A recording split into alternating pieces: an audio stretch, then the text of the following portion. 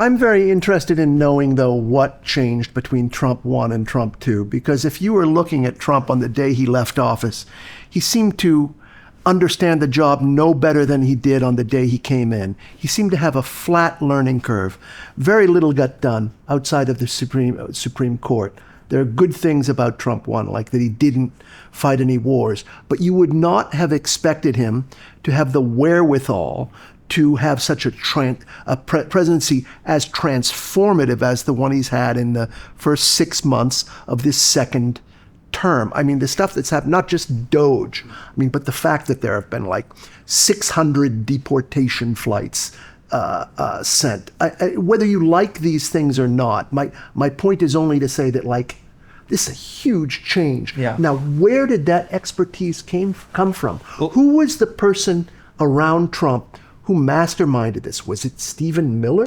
Where did the inspiration for this new approach come from? I think it's the whole team, and I'll just use OMB as the example. I was at OMB in October of 2020, so right at the end of the campaign season. And I remember conversations where they were starting to generate these plans. They had just gotten on their feet. They had just staffed up people that were, loyal to the president's vision. They had just figured out the ropes of the job with coming in as brand new people. They couldn't inherit the Bush machine. They couldn't inherit the Reagan machine, what was left of it. And I remember in October 2020, we were looking through the budgets on critical race theory at the time. That was the thing I was there about, executive order. And the OMB staff have pulled, they said, Chris, we're spending hundreds of millions of dollars supporting, left-wing race ideology. We have to defund all of this stuff. And if we win, we're going to get to it. They lost, but what I think they learned is a couple things. One is that administration matters, culture matters, policy matters, and execution matters. And execution can be boiled down to spend money on good things, don't spend money on bad things. Good personnel. Exactly, which is also, you cannot make that determination by efficiency alone. A more efficient bad thing is actually worse than an inefficient bad thing. And I think what happened is that all of those folks went into a kind of government in exile, or government in waiting, whatever you want to call it.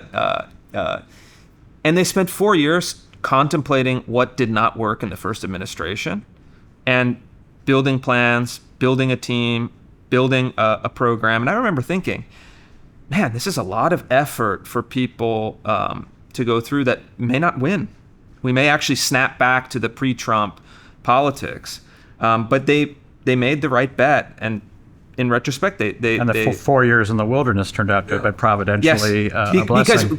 And look at the executive order on day one versus the executive order on day one of the second administration.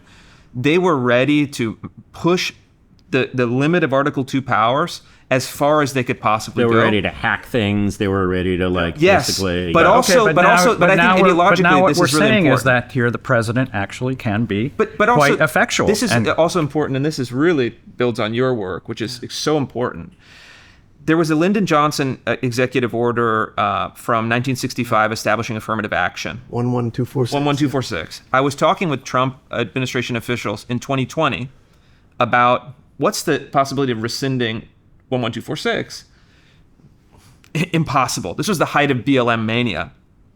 The other thing is the context changed. People were sick of this, and the reaction against BLM mania, kind of aggressive capture of the institutions, was actually we're not only going to snap back to 2019, we're going to snap back parts to 1964 essentially. So I think getting rid of the LBJ executive order on affirmative action would be unimaginable in 2020, but was barely a blip in 2024. So I think that the knowledge, the expertise advanced while the context shifted in a favorable way. Mm-hmm. Thank you for watching this clip of Project Cosmos. If you want to see the full video, the link is in the description below.